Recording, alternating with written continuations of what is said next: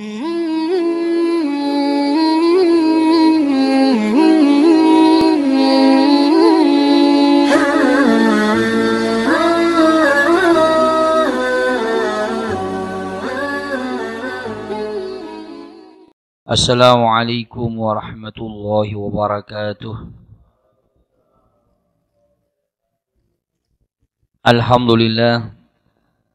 Alhamdulillahi rabbil alamin wa bihi nasta'inu ala umuri dunya waddin. Salatu wassalamu ala asyrafil anbiya'i wal mursalin sayyidina Muhammadin wa ala alihi wa sahbihi ajma'in. Allahumma salli ala sayyidina Muhammad wa ala alihi wa ashabihi ajma'in wa tabi'in wa tabi'it tabi'in wa man tabi'a sunnatahu wa iqtada bihudah. Amma ba'du, para jamaah salat asar yang berbahagia yang dirahmati oleh Allah, keluarga besar Boswa yang berbahagia yang dirahmati oleh Allah, pimpinan beserta pengurus ketua takmir Masjid Al-Hajjah Kamriyah yang sangat saya hormati.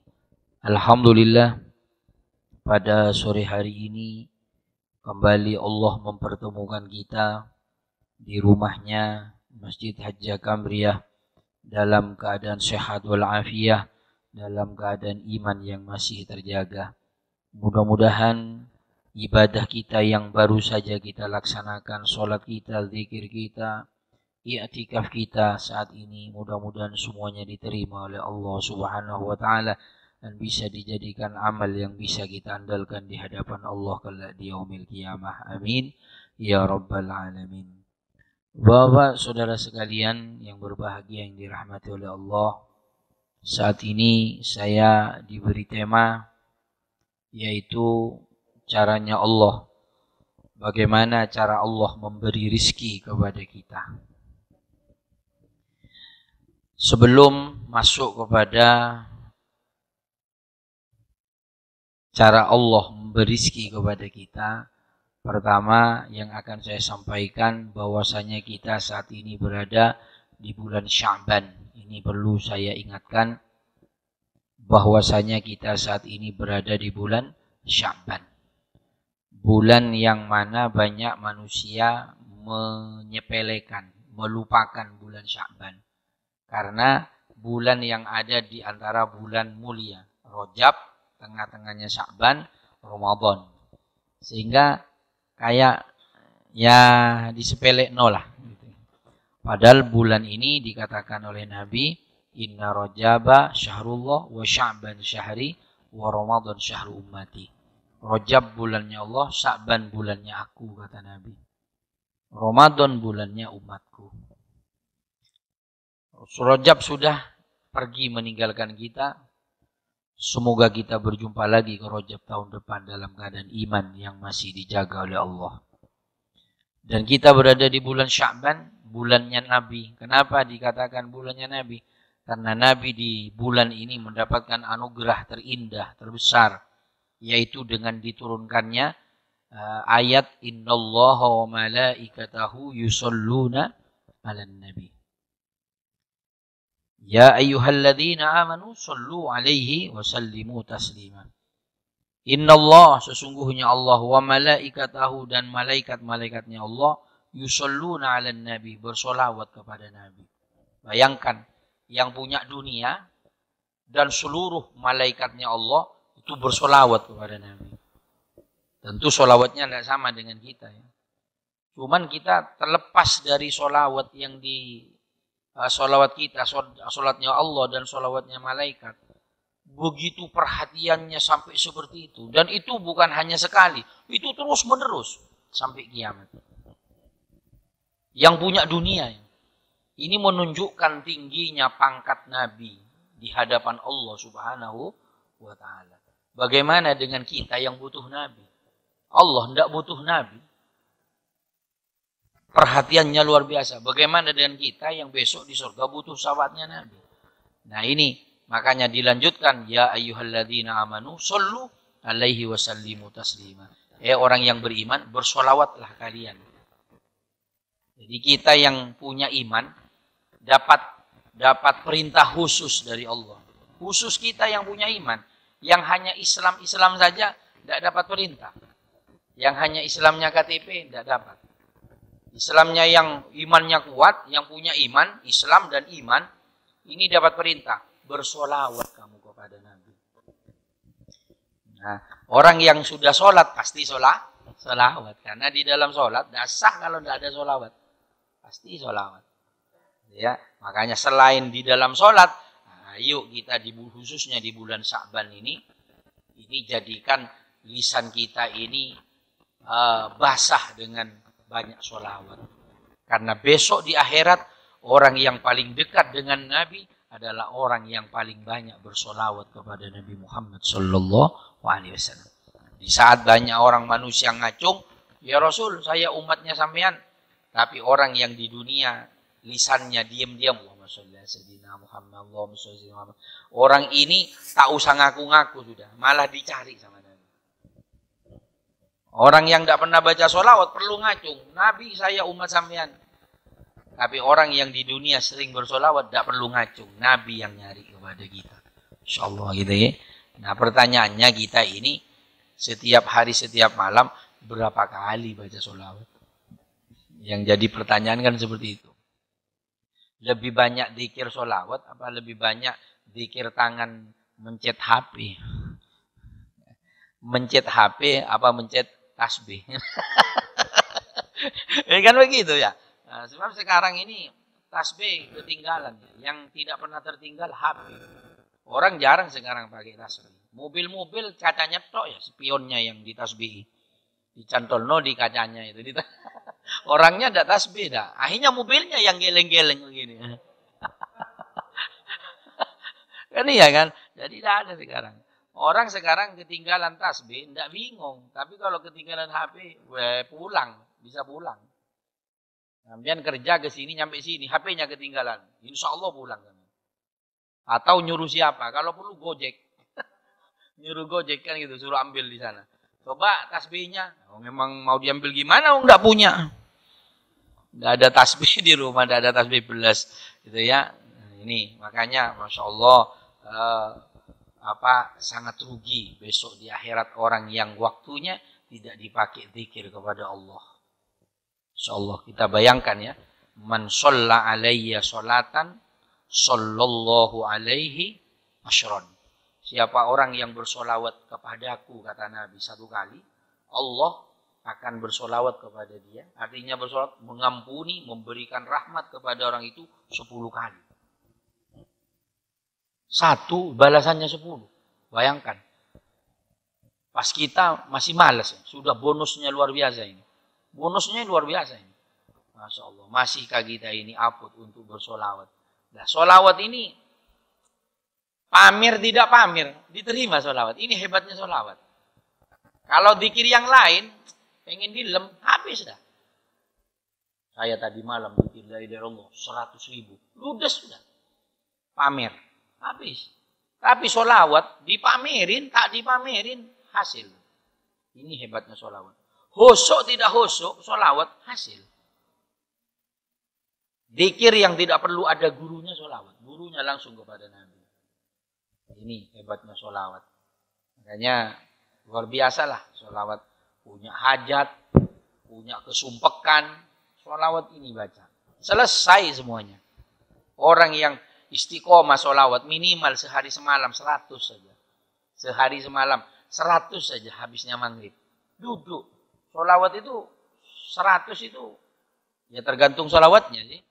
Sampai mau baca solawat apa? Solawat nariyah ya enggak cukup 5 menit kalau 100. Bisa-bisa 15 menit kalau pelan ya. Kalau ngipot ya enggak tahu lagi. Solawatnya kan seperti itu. Nah, terus kalau baca solawatnya yang rodo panjang dikit. Allahumma sholli ala, kan dari Muhammad kan begini. Allahumma sholli ala Muhammad gitu kan. Wa ala ali Muhammad. Itu kan yang dari Muhammad ada sayyidina ya. Kenapa? Ya Nabi Muhammad ini kan tawadu ya. Enggak gila hormat sehingga enggak perlu Nabi ngomong Tidak perlu Sayyidina. Kira-kira kalau saya ngaku, kalau umpama saya ngomong, siapa namanya? Badri. Saya kan tidak perlu ngajari. Sampai ke saya panggil Bapak, Pak Ustadz ya. Kan tidak perlu. Nabi juga begitu, tidak ngajari Sayyidina. Kenapa ada Sayyidina kemudian? Karena kita kayak tidak pantas itu langsung Muhammad-Muhammadan. Orang yang termulia. Kita tidak usah kepada Nabi Muhammad. Manusia termulia dunia akhirat. Ke bos. Ke pimpinan sampean aja. Ayo. Siapa namanya pimpinan? Hah? Pak Sah? Pak Saligau. Oh Masya Allah. Maaf. Kepada Pak Sali. Ayo sampean tidak usah Pak panggil. Berani. Geser sampean besok. Kan begitu bagi. Ini bagaimana dengan manusia? Mau nyoba ngetes, silakan coba sekarang. Nggak usah Pak, nggak usah Bapak, panggil namanya. Gitu. Itu baru kepimpinan. Bagaimana dengan pemimpin dunia akhirat Nabi Muhammad? Masa tidak ada kata yang lebih halus lah. Terus apa bedanya Nabi Muhammad dengan Muhammad tetangga kita? Kalau tidak diembel-embeli Sayyidina. Kita panggil tetangga namanya Muhammad. Muhammad, ayo megawe. Kan begitu. Terus kepada Nabi Muhammad juga. Allahumma sholli ala Muhammad. Kayak tidak sopan belas gitu ya. Tidak apa-apa. Cuma tidak ada sopan gitu. Tidak apa-apa. Ini sholawat. Sholawat yang pendek. Allahumma sholli ala Muhammad gitu ya. Yang pendekan lagi. Sallallahu ala Muhammad. Itu paling pendek. Yang pendekan lagi ada. Tidak usah moco itu. Itu yang terpendek sudah. Itu ya. Oh ada anggota baru. Baru ini Pak. Baru Pak Sani. Ya baru di sini. Baru dapat hidayah. Oh pelanggan. Iya. Mudah-mudahan tidak seperti Saklabanya. Ya. Amin. Ya. Baik. Kembali sekarang masuk kepada kepada rizki. Rizki, Pak. Al-Quran ini menjelaskan. Wa may yattaqillaha yaj'al lahu makhraja wa yarzuquhu min haitsu la yahtasib. Wa may yatawakkal 'ala Allah fa huwa hasbuh. Innallaha balighu amri qad ja'alallahu likulli syai'in qadra. Shadaqallahul 'azim. Wa may yattaqillaha yaj'al lahu makhraja. Siapa orang yang bertakwa kepada Allah akan dikeluarkan dari kesulitan. Takwa. Kuncinya ternyata takwa. Dalam hadis, man sarrahu ayyakuna akraman nas falyattaqillaha azza wajal. Siapa orang yang ingin mulia hidupnya, baik hidup dunia maupun hidup di akhirat besok, caranya kata Nabi satu.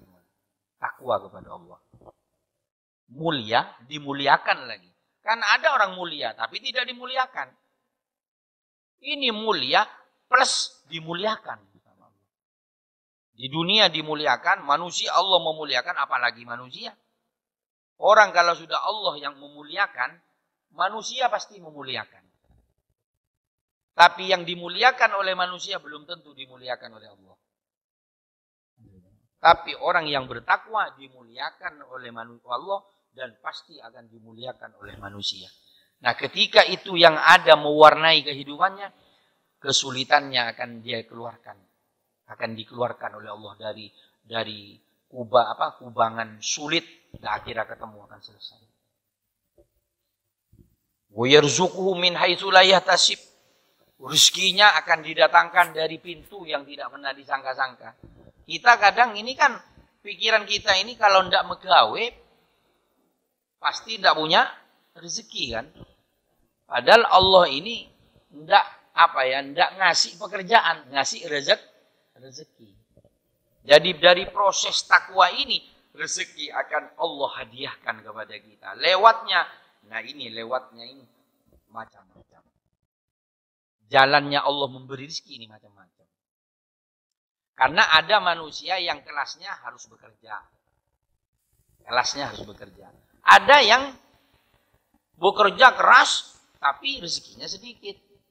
Ada yang kerjanya santai, rezekinya banyak. Ada yang kerja tidak dapat rezeki. Kerja toh. Tapi tidak dapat. Kalaupun dapat sidik, kurang. Ada yang tidak kerja dapat rezeki. Ada yang kerja dapat rezeki. Ada seorang, lupa saya apa Imam Syafi'i sama Imam Malik kalau tidak keliru. Imam Malik ini gurunya, Imam Syafi'i ini muridnya. Kalau tidak keliru murid sama guru ini. Katanya yang guru kalau ingin rezeki harus bekerja. Katanya si santrinya. Katanya si guru, tidak harus bekerja.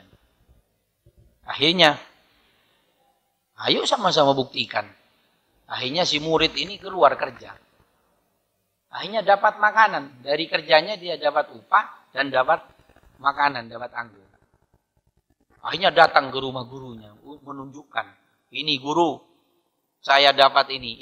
Sebab bekerja saya dapat rezeki. Ini saya kasih ke sampean. Sebagai wujud saya bukti bahwasanya pendapat saya ini benar. Apa katanya gurunya? Saya benar. Ini buktinya saya tidak kerja sudah dapat anggur juga ini. Ya, jadi ya tergantung makomnya kan begitu ya. Ya makomnya Allah, apa nama makom kita beda-beda ya. Ada yang kaya tidak pulang-pulang. Ada yang kerjanya di rumah kaya. Ada yang keluar tidak kaya-kaya. Ini yang parah ini. Makanya kalau ada orang kerja ke luar negeri sampai 5 tahun. Pulang beli mobil, beli rumah banyak, langsung soge. Sampean tidak usah heran. Dia tidak pulang-pulang. Yang perlu heran, dia tidak pulang-pulang 5 tahun. Datang tidak bawa apa-apa. Ini yang harus heran. Ada apa ini? Kan begitu. Nah, kalau ada orang, kan ada orang kagum ya. Kagum dengan, itu hebat dia kerja di Amerika 5 tahun. Sudah sekarang punya hotel. Ya enggak usah heran lah. Enggak pulang-pulang di Amerika. 5 tahun enggak kumpul sama keluarga, enggak nengok anak kan gitu kan. Pulang dia langsung kaya. Ya enggak usah heran. Yang harus heran sampean satu, dia enggak pulang-pulang di Amerika, pulang enggak bawa apa-apa. Masih ngontrak rumahnya. Nah ini yang perlu sampean harus heran. Aku heran kok 5 tahun di Amerika. Pancet melarat. Ini yang harus heran. Nah yang ada heran lagi, dia tidak kemana-mana. Tapi punya mobil, punya. Nah ini perlu heran. Heran juga. Hebat. Nah kan begitu. Makanya kaya itu takdir. Kita ini pekerjaan ini hanya sebab. Pekerjaan ini hanya sebab untuk datangnya rezeki. Makanya Allah ini pertama cara memberi rezeki ini ada pertama, yaitu karena usaha. Karena usaha. Pertama, karena usaha. Ada yang bekerja baru dapat rezeki dari Allah Subhanahu wa Ta'ala. Seperti sampean sekarang bekerja di sini. Sehingga tiap bulan dapat gaji. Nah, yes, memang seperti ini. Lewat rezekinya usaha terlebih dahulu. Terus ada rezeki dikarenakan sebab syukur. Sebab syukur. La in syakartum la azidannakum wala in kafartum inna adabi lasyadid. Karena bersyukur oleh Allah ditambah rezekinya. Sampai dikasih main ke rumahnya teman, dikasih kopi. Alhamdulillah saya dikasih kopi. Karena terima kasih, karena bersyukur sama Allah, kesuwun tuan rumahnya tidak mentolo, dikasih pulangnya, dikasih beras. Nah itu karena sebab syukurnya. Makanya kalau dikasih-kasih itu Pak, sampean harus terima ya. Harus terima.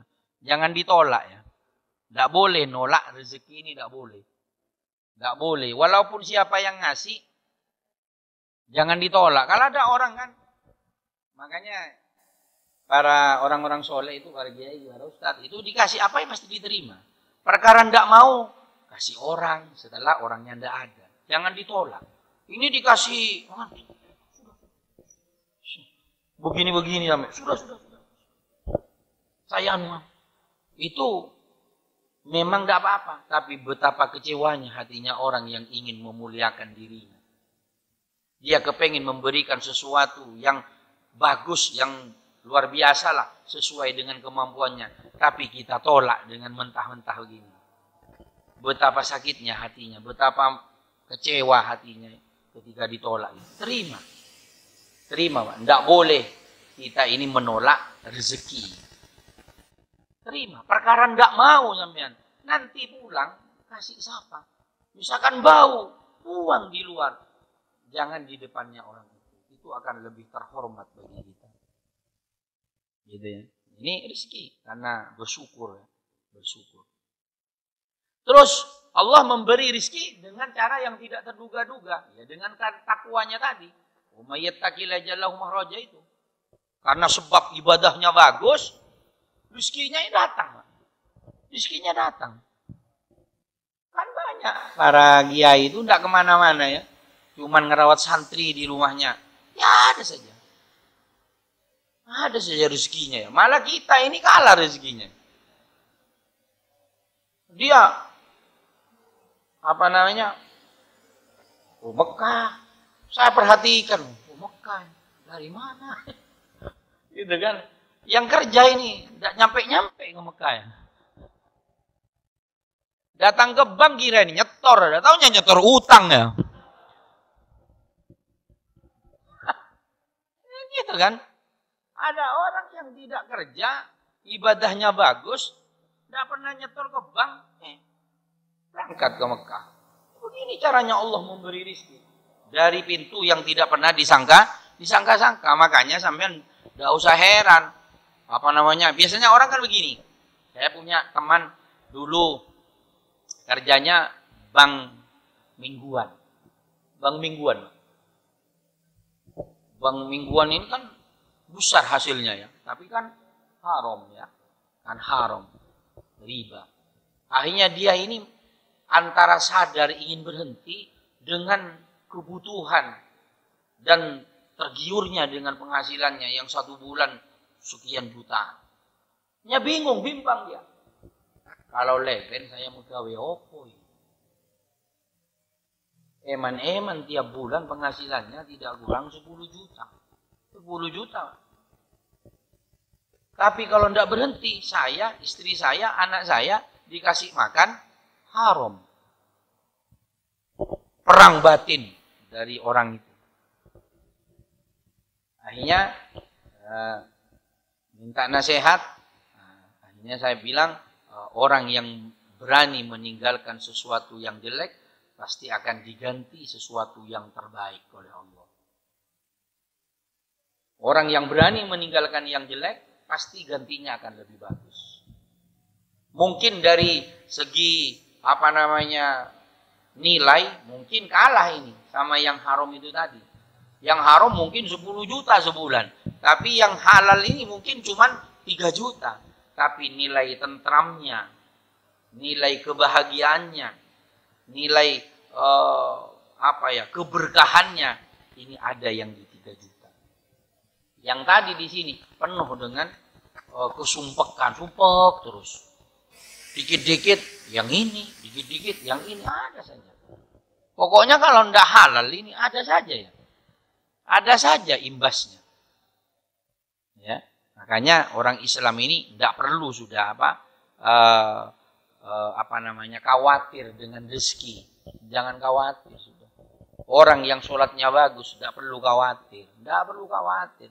Kalau sholatnya bagus, tidak mungkin orang Islam itu melarat hidupnya. Tidak mungkin. Kalau kaya itu takdir sudah. Tapi orang yang sholatnya bagus, apalagi berjamaahnya istiqomah, tidak soge, cuman kalau hanya untuk dimakan, kalau hanya untuk nyekolahkan anak, insya Allah tidak kira kebingungan. Kalau sholatnya berjamaah bagus. Sungguhan ini Allah yang ngomong. Rasulullah yang dawuh. Al-Quran, umayyattaqillaha jallahu mahraja. Ini kan luas maknanya. Sholatnya bagus, istiqomah. Tidak mungkin melarat. Kalau kaya mungkin ada takdirnya ya. Tidak soge, cuman barokah. Terus caranya rezeki lagi lewat punya istri. Makanya Siti Aisyah itu Apa namanya? Dawuh kalau ingin sugih kawin. Kalau ingin kaya kawin. Sehingga suatu ketika ada kisah ya. Saya tidak ngajari ya, ini ada kisah. Saya tidak ngajari sampean, ini ada kisah. Khusus ini bukan ngajari, contoh tok. Penasaran kan? Ya, lu gimana Ustaz? Gak perlu dicontohin pengajian. Ya enggak nyuruh saya, cuman cerita. Ada orang ini tak kawin, melarat, datang ke Nabi. Kawin sugih, kawin. Setelah kawin dapat setahun, melarat. Datang ke Nabi lagi. Kok melarat si Nabi? Kawin lagi. Kawin lagi Nabi. Ya, karena Nabi yang nyuruh, kawin lagi. Dapat setahun lagi, tambah melarat. Datang lagi. Kok tambah melarat Nabi? Kawin lagi. Gimana? Tambah melarat, kawin lagi.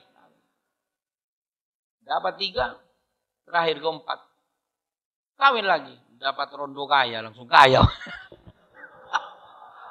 Ini yang ke-4. Saya tidak ngajari sampean. Ini hanya kisah seperti itu ya.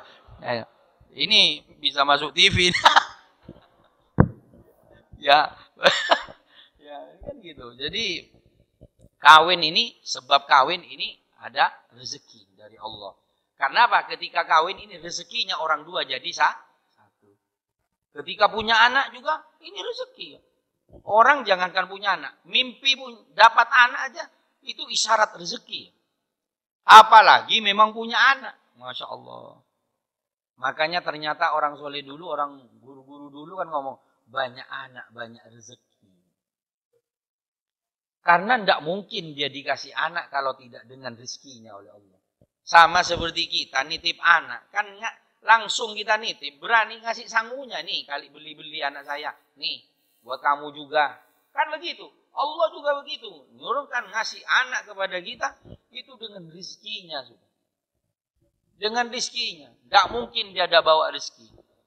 Buktinya bayi lahir saja teman-teman datang bawa apa? Ada yang bawa susu. Ada yang bawa apa kek? Apa? Bawa uang kan gitu kan? Bentuk syukurnya. Itu lahir saja kita sudah dapat rezeki. Itu kita kan tidak jangkau kadang. Wah ini ada. Padahal itu rezekinya anak. Coba kita tidak punya anak, siapa mau ngasih? Ayo ngetes. Coba. Tapi karena sebab kita punya anak, ngasih kita. Padahal tahu sudah punya gaji. Tapi teman-temannya datang, ngasih salaman ini gitu kan ya. Salaman ini buat susunya anakmu. Padahal dia tahu, konconya ini pimpinan dia, di atasannya. Pasti punya uang sudah.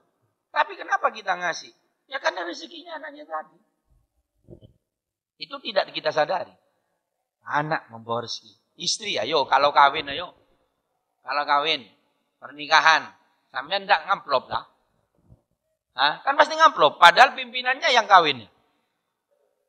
Ayo, umpama Pak Sali ya. Ini kawin umpama Pak. Umpama sampean belum kawin.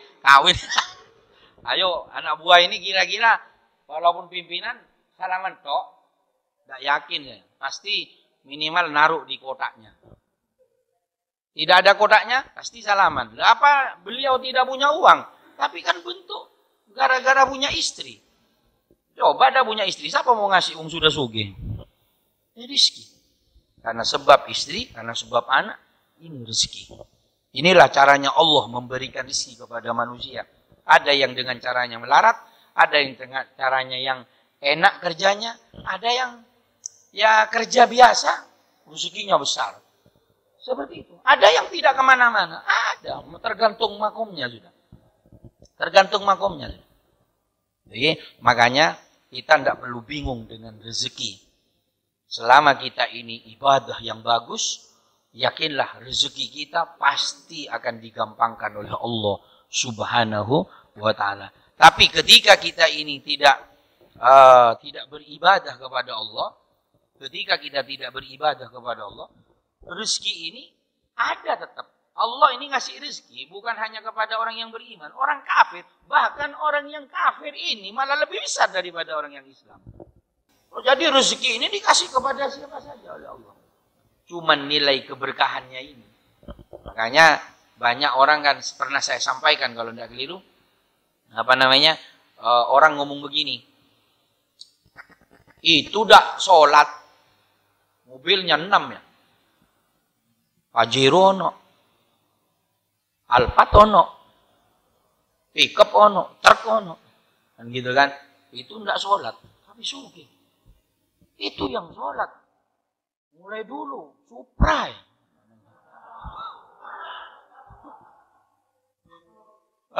Iya, iya kan, iya kan seperti itu, iya kan, ada seperti itu memang, ya memang begitu ya.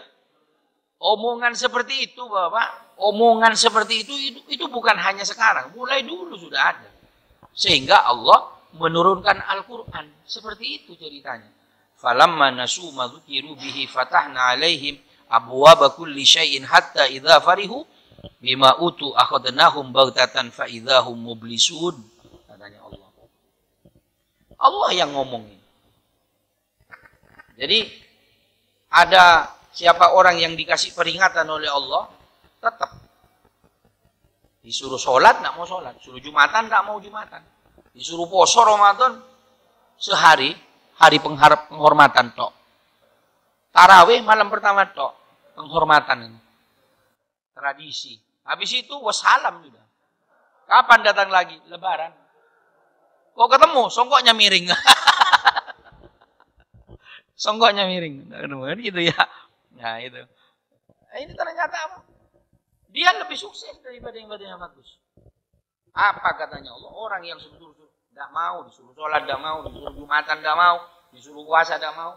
Apa katanya? Akan aku luluh, akan aku jor orang itu. Yang jabatannya akan saya naikkan dia. Lebih hebat. Yang dulu bayarannya 10 juta, sekarang saya naikkan 15 juta. Naik pangkat. Yang pengusaha, yang kemarin omsetnya 100 juta, mungkin ditambah lagi 500 juta. Mungkin seperti itu. Yang penghasilannya 100 juta, saya tambah 200 juta. Mungkin seperti itu. Akan diluluh sama Allah, akan dijor oleh Allah. Tapi kapan katanya Allah? Ketika dia puncaknya sukses, puncaknya kaya, puncaknya dia jabatan tinggi. Di saat itu Allah akan datangkan adab kepada orang itu sampai mublisun, sampai dia putus asa. Sampai dia tidak bisa apa-apa. Kita lihat ya, Korun ya, kita contoh ya. Misalnya Korun bagaimana? Ketika Allah sudah ngasih adab, nyelam langsung. Bukan hanya hartanya. Orang apa masih? Korun itu orang miliarder sekarang, orang terkaya dunia sekarang, tidak akan bisa menyamai kekayaan Korun sampai kiamat. Itu sudah dipastikan. Tidak akan pernah ada orang di dunia sekarang ini yang kekayaannya akan melebihi Korun. Sampai kiamat. Sampai kiamat tidak akan pernah ada. Orang terkaya dunia sekarang siapa itu? Ya itulah. Lupa namanya. Ngapain mikir orang itu? Tidak dapat apa-apa. Tidak usah diapali sudah. Pokoknya orang terkaya dunia. Yang gitu kan. Itu tidak akan pernah menyamai kain Korun. Korun ini kenapa? Karena dosanya. Karena dia tidak mau. Tidak mau sedekah. Tidak mau mengeluarkan zakatnya. Diadab oleh Allah. Langsung ludis. Nyelam langsung. Korun itu masih saudaranya Nabi Musa. Masih saudaraan dengan Nabi Musa masih. Itu 40 tahun ibadah, kepengin kaya. 40 tahun ibadahnya Korun itu. Jadi dia kaya karena sebab doanya itu dikabul oleh Allah sehingga usahanya. Bukan dari mana, dia usaha tapi hasil. Tidak pernah rugi Korun itu. Cuma ketika sugih, ketika sukses, Korun ini lupa, tidak berdoa lagi. Tidak ibadah lagi. Bahkan tidak sedekah, pelit. Sekali masuk ke gudangnya, tidak keluar lagi sudah. Itu Korun. Jadi kalau sekarang ada orang sekali gaji, tidak pernah sedekah, berarti, nah sampean yang ngomong ya. Bukan saya. Ya, bukan saya, sampean yang ngomong. Ya, jadi orang yang pelit, berarti Korun-Korun. Ya boleh. Mau nanya Korun. Diadab oleh Allah langsung. Yang pejabat seperti penguasa Firaun, ya kan? Makanya ini orang-orang yang diabadikan untuk kita jadikan contoh. Dia penguasa. Dia punya pejabat lah kalau sekarang, penguasa. Bagaimana, siapa yang bisa menandingi kehebatan Firaun? Sampai punya neraka ya. Firaun ini punya neraka, bikin sendiri. Kan gitu kan. Kekuasaannya, tidak ada yang ekstrim. Zaman sekarang tidak ada yang lebih ekstrim daripada Firaun. Begitu oleh Allah, karena dosanya, akhirnya diadab oleh Allah. Mublisun, tidak ada. Tidak ada yang bertahan di dunia. Gitu, jadi makanya sering di masyarakat itu yang ibadah dengan yang tidak ibadah, biasanya memang yang cepetan sugih ini yang tidak ibadah. Jalan sampai kita ini sudah di tengah masyarakat itu. Yang ini kerja, enggak sholat. Ini kerja, sholat, sama-sama musuhan. Sholatnya di sini bagus. Ini enggak pernah sholat. Datang ke masjid, duduk di luar cuma. Enggak sholat dia. Dia sukses.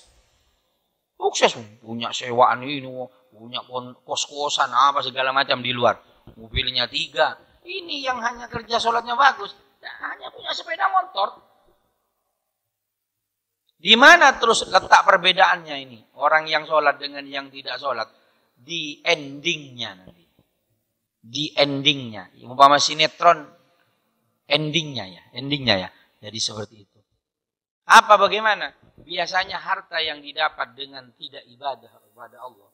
Biasanya rata-rata, tidak semua. Rata-rata sebelum mati biasanya hartanya habis. Entah itu ketipu, entah itu sakit, akhirnya habis, dibuat ngobat, mati. Atau dia sampai bisa lolos sampai matinya, di hartanya masih sugih. Setelah matinya coba lihat. Pasti hartanya jadi rebutan anak cucunya. Dan justru anak cucunya akan jadi permusuhan yang abadi. Sampai kita ini sudah. Tapi yang ini, yang ibadahnya bagus, ini endingnya malah tambah luar biasa. Malah seneng yang ini turun, yang ini naik. Yang anaknya jadi ini, yang ini tenang, aduh sakit anaknya ngumpul. Yang ini bapaknya sakit, anaknya tidak ada yang nengok. Itu ending daripada barokah dengan yang tidak barokah. Itu endingnya dari harta yang didapat dari ibadah dengan yang tidak ibadah. Jadi bukan hari ini, tapi besok. Tidak sampai mati. Tidak sampai mati. Tidak akan diberikan contoh, dibuktikan oleh Allah sebelum kita mati. Itu nilai keberkahan dan nilai tidak berkah. Makanya kita ini seperti jenengan gimana mikir kalau saya nanti pensiun, kalau saya nanti kena PHK, gimana gawe opo? Bukan urusan kita. Urusan kita ini hari ini kerja. Gaji berapa itu urusannya Allah. Dapat gaji besar, gaji kecil itu urusan Allah. Kewajiban kita ini kerja yang bagus karena Allah. Dapat hasil, tidak dapat hasil, itu urusan Allah. Itu urusannya Allah, areanya Allah. Kita kan begini mikir, gimana kalau kerja gajinya tidak nyampe 200 ribu? Ini dia mikir yang bukan urusannya. Akhirnya botak sebelum waktunya. Ya, karena dia mikir sesuatu yang bukan areanya. Bilang botak, kepala dipegang. Ya kan gitu ya. Jadi seperti itu. Jadi kita mikir area kita sendiri. Jangan kita mikir yang bukan area kita. Kewajiban kita ini suruh usaha. Waktunya jam kerja sudah. Waktunya sholat. Waktu keluarga sudah. Urusan kita. Doa. Tidak lepas setiap sholat. Ya Allah beri rezeki. Ya Allah cukupkan kebutuhan kami sekeluarga. Ya Allah. Jadikan keluarga kami keluarga sakinah mawaddah rahmah. Jadikan anak kami, ya Allah, keturunan yang solihin, solihat. Kita minta itu saja sudah. Selesai. Mau minta muluk-muluk kami, Allah. Al-Fatihah. Tidak mari-mari. Baru mau dikobul, dipecat langsung. Worong alfatnya langsung larinya Al-Fatihah. Tidak bisa ya. Jadi kita sudah minta sama Allah, minta dicukupi kebutuhan kita sekeluarga. Minta keluarga kita yang sakinah. Minta anak kita yang solihin, solihat. Tidak ada yang bisa menenteramkan hati kita. Biarpun mobil banyak, tapi kita tidak rukun, sering tukaran dengan istri. Apa? Ingin tahu saya. Kita kalau tukaran sak kuncuan, tidak ada ngaruh. Pulang ke rumah tenang. Gitu. Tapi kalau tukaran sama istri, mumet sampean. Mau lari kemana sampean? Hah? Ya enggak? Sampean tukaran sak teman kerja, tidak nyopo ada. Tidak nyopo gara-gara sedikit. Tidak nyopo bertahun-tahun. Tidak apa-apa. Tidak ngefek. Coba tukaran sama istri semalam aja. Naik sepeda luput. Bisa-bisa sandalnya yang satu sepatu, yang satunya sandal. Ya kan begitu, dari saking mumetnya. Ya kan dengan istri pengaruh. Karena kita pulang ke sana, ada di sana. Nah kalau kita minta kebahagiaan dengan suami istri, aduh, kalau sudah suami istri ini tentram, anak nurut, rezeki akan ikut. Rezeki akan ikut. Makanya tanda-tandanya rezeki akan masuk kalau keluarganya tenang. Tidak mungkin rezeki masuk kalau suami istri tukaran. Ayo kepengen tahu saya. Sampean tukaran, besok mau gajian. Worong mau manggil gajian, mau diusir dulu. Kalaupun punya uang, mumet sudah. Bingung sudah, tukaran. Tidak ada kebahagiaan. Nah ini, nah, makanya percayalah dengan takwa ini. Tingkatkan takwa kita kepada Allah. Karena takwa ini kerja kepada Allah. Bosnya Allah. Allah sendiri yang menjamin kepada kita. Kalau kita kerja ke boswa, pimpinan yang bosnya kita. Kalau kita takwa, bosnya Allah. Allah kalau ngasih, bukan kredit. Kita kerja di sini kan kredit. Per bulan bayarannya. Kalau Allah ini, sekali hajat kau bulan. Tidak dikredit sama Allah, cash. Seperti itu. Kalau takwa kita menjadi warna dalam kehidupan kita. Kita sholat, istri sholat, anak kita sholat. Aduh, wes, tidak ada kebahagiaan yang melebihi orang seperti itu. Ayo rasakan sudah. Nyampe ke rumah. Assalamualaikum, waalaikumsalam. Istri sama anak sudah nyampe. Aduh, gerges ya. Ini sudah mau nangis. Iya, bisa membayangkan. Tapi gimana kalau habis kerja capek? Assalamualaikum. Kok mulai? Istrinya mau buka pintu. Biasa, sudah tidak jawab. Kok pulang? Aduh. Aduh. Udah, soroh-soroh. Nah, kan gitu kan? Kebahagiaan. Tapi kalau diwarnai dengan ibadah, indah. Kalau sudah indah dalam keluarga, akan imbas indah kepada tempat kerja. Begitu juga akan indah. Pandangan ini luas. Kalau orang sudah dalam keluarga sumpek, dia tidak bisa melihat orang. Di sopo tonggonya, mampir lek. Sumpek. Tapi dengan takwa akan ceria. Nah itu ya. Nah, makanya dengan cara zikir. Alladzina amanu wa tatma'innu qulubuhum bidzikrillah, ala bidzikrillah tatma'innul qulub. Orang beriman ketika sumpek, dia memperbanyak ingat kepada Allah. Hanya dengan ingat kepada Allah, kita akan tentrem hati kita. La ilaha illallah. Diam-diam. La ilaha illallah. La ilaha. Tenang ya. Sungguhan. Kita diam-diamkan HP dipencet. Tidak bisa, Pak. Tidak tenang. Tetap kita tidak akan menemukan solusi. Sungguhan. Tidak akan menemukan solusi. Ruwet tambah ya. Tapi kalau ingat kepada Allah, solusi akan Allah siapkan untuk dihadiahkan kepada kita. Inilah cara rezeki Bapak sekalian. Demikian, mudah-mudahan menjadi ilmu yang manfaat barakah. Allahumma anfa'na bima 'allamtana. Rabbi 'allimna alladhi yanfa'una, Rabbi faqihna wa faqih ahlana wa qarabatin lana fi dinina ma'al kutin sadaqa Rabbi wafiqna wafiqhum lima. Tertadi kalau nafi'lan qarmazukil kulla halalan daima wa khillat mula man uhdha bil khair nafa kulla shay. Allahumma hdina fi hudak wa jannah fi ridak wa la tuwalna siwak wa la tajal mimman khalafa amraka asok. wa hasbunallahu wa ni'mal wakil wa la haula wa la quwwata illa billahil azim. Sallallahu alaihi wasallam Muhammadin walhamdulillahi rabbil alamin. Terima kasih, kurang lebihnya mohon maaf. Assalamualaikum warahmatullahi wabarakatuh.